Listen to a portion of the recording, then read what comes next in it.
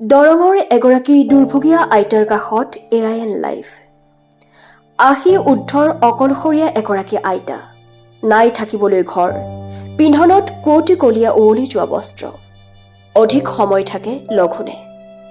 ঘৰ বুলিবলৈ জংঘলৰ মাজত তেনে এটা সাধাৰণ জুপুৰি। সঁচাই আশ্চৰ্যকৰ, চিন্তনীয়, দুখজনক। জ্বালা যন্ত্ৰণাৰ মাজতো জীয়াই থকাৰ প্ৰবল বাসনা এই ৮০ বছৰীয়া আইতাৰ। হাই জীৱন, হাই মানৱতা। এইগৰাকী ৰোগীয়া আইতাৰ ভকতপাৰা উলুবাৰীৰ ভঙা প্ৰজাতিত গৈ AIN লাইভৰ কলাইগাঁৱৰ প্ৰতিনিধি ভুৱন বনিয়া আৰু UPPLৰ মুদৈবৰী ব্লকৰ নেতা ভাগ্য বড়োক লগত লৈ এটি দল উপস্থিত হয়।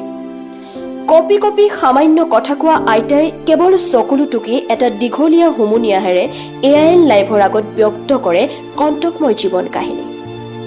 বতাহ বৰষুণ আহিলেই নিৰাপত্তাহীনতাত দিন পাৰ কৰা আইতাৰ এটাই আশা, চকু মুদি শান্তিৰে টোপনি মাৰিব পৰাকৈ লাগে এটি ঘৰ।